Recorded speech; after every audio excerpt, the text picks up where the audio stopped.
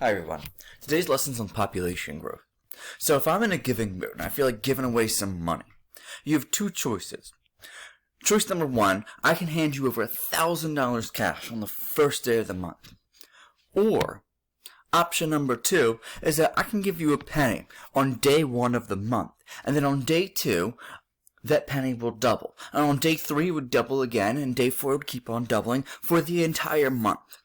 Now, some of you guys may be tempted to choose option number one, the $1,000 of cash right up front. But if we look at the math of the penny that doubles each day of the month, we see it in the table over here. Right? So we're making 1 cent on day one. On day two, we have 2 cents, then 4 cents, then 8 cents, and 16 cents. 10 days into the month, we've only made $5.12. Doesn't seem like you made the right choice if you chose the penny. Right? In fact, halfway through the month, you're getting $163.84, still way off from that $1,000 that the people got up front for those that chose option one.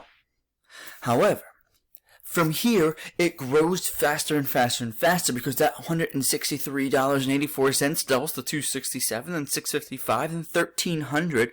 So by day 18, you've already surpassed the people that got the $1,000 up front. But there's still 12 days left in the month, so it keeps on doubling and doubling and doubling and doubling. By the end of the month, day 30, I'm going to hand over $5,368,709.12. If you add up all the money that you got for every day in the month, you end up with a grand total of $10,737,418.23, way more than the $10,000 that you would have received if you chose option one. And guess what? If this happened in a day where in a month that there was 31 days and not 30 days, you would earn an extra $5,368,000. So that penny shows exponential growth.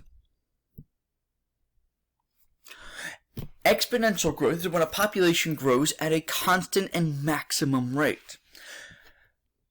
There's a couple trends that we see with exponential growth. First, small populations tend to grow very, very slowly, right? So in the beginning of the month, that penny was reproducing. However, because we only had one penny to start with, and it doubled to 2, then 4, then 8, it takes a while to build up that population size.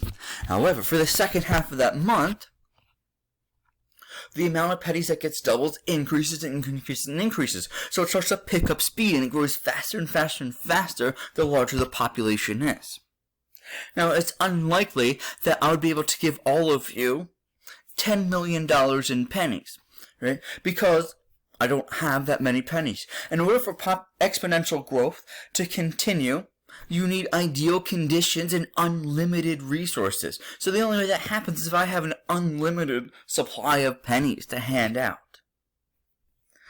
And we see exponential growth a lot of times with bacteria and very, very small organisms. There's certain bacteria like E. coli that can reproduce every 20 minutes under ideal conditions. So if you start off with a single bacteria, 20 minutes later, there's 2 bacteria. 40 minutes later, that's 4. And then after 1 hour, you have 8. If we let that bacteria population grow for another hour, that 8 turns to 16, that 16 turns to 32, and that 32 turns into 64 after 2 hours. How many bacteria would that produce after 1 day? I don't know, but the number is astronomically huge.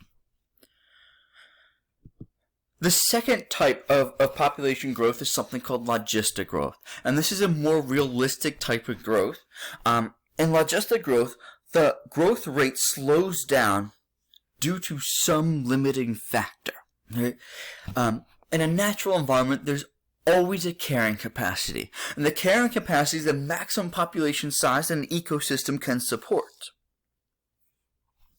So we see here in this graph with the fish, we have this carrying capacity where the fish population grows exponentially until it gets just about to this carrying capacity. And it's like a ceiling that you can't go beyond that, right? So every time the fish population goes above the carrying capacity, it drops, right? And that's due to a lack of resources.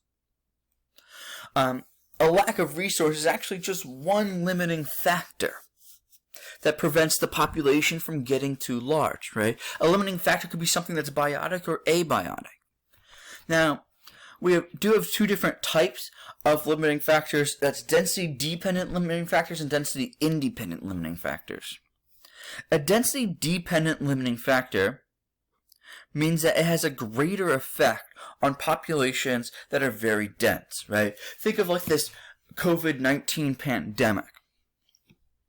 The effects of COVID-19, this disease, are far worse in dense populations like New York City is one of the hardest hit places in the world. And that's because diseases spread very, very fast in cities where you have this high population density. Density-independent limiting factors are things that limit population that it doesn't matter the population size, right? So we had tornadoes hit the country this past week.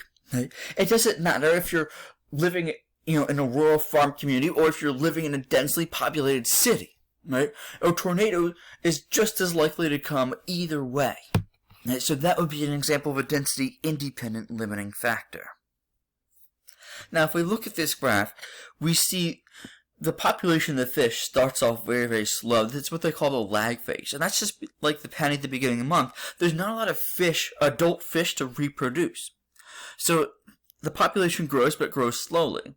Here, as we get more and more fish, the growth rate picks up speed, right? But we still have plenty of resources, so we have this exponential growth phase right here. But as the fish population gets bigger and bigger, it starts to run out of resources. Right? And that's what we see right here when the population growth slows down and eventually stops because there's a lack of resources preventing that population from getting any larger.